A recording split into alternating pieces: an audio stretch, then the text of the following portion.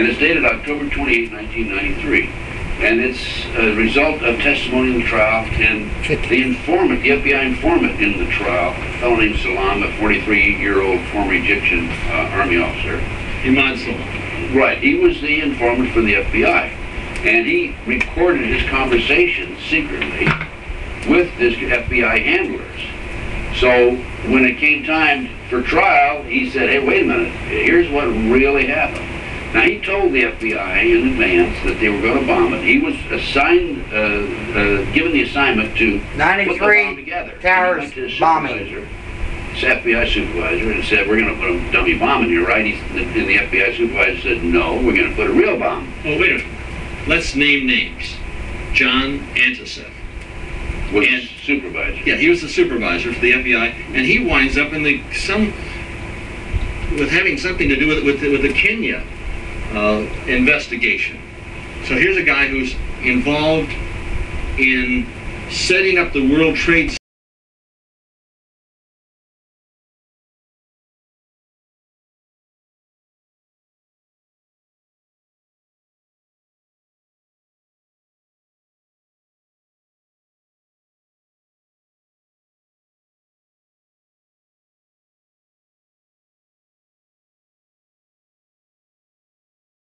If justice were done, the FBI agent would be not only in jail, but executed for murder in the first degree.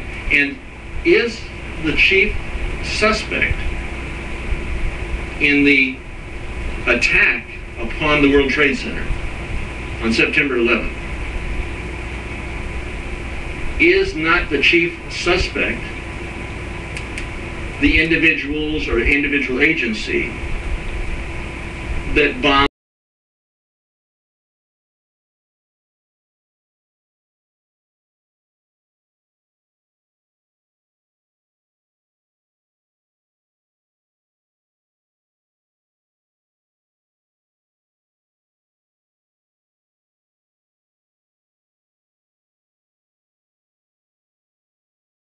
Is because when you skyjack 4 airplanes simultaneously with 19 skyjackers, that is no small operation. That took years to plan, number one, and hundreds of people had to know about it in advance. Now, our government, NSA, was monitoring bin Laden's phone calls in February 1998. Are you going to tell me for 1 minute that we didn't know about this in advance?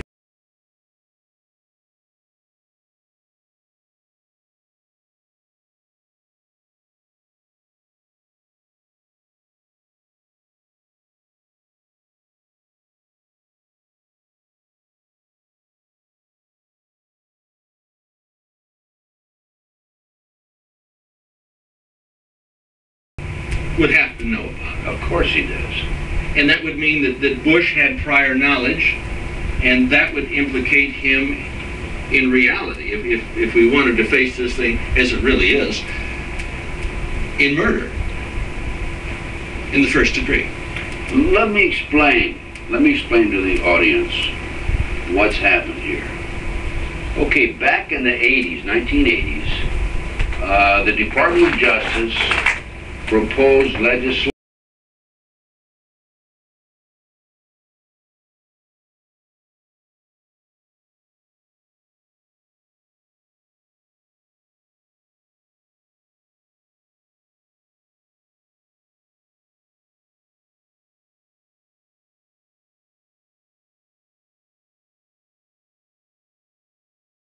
bill for the 1993 World Trade Center bombing. Unfortunately for them, fortunately for us, the good guys, there were only 6 people killed, not enough to pass the legislation. So what happened is 3 years later, no, 93, 2 years later, April 19th, 1995, down comes Oklahoma City Murrah building, 168 people killed. 1 year later, the anti-terrorism legislation that takes away many of our constitutional rights and civil liberties is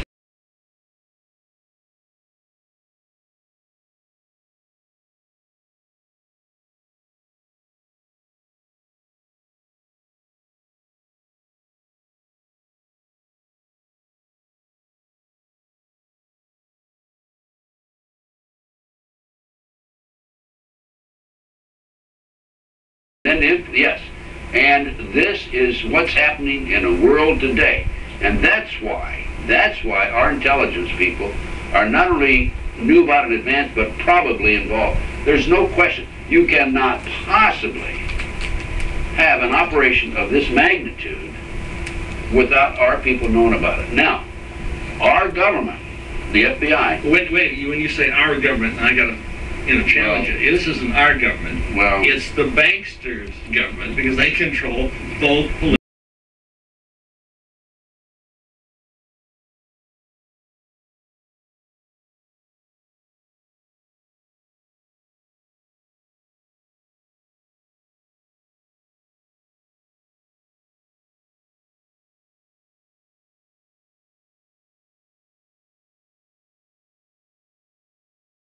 Now, if they know that, are you going to tell me that they're not going to know about the terrorists coming and going? By the way, this operation, based on information that's come out since the attack, the terrorist attack, was planned in England, London, England. The training took place in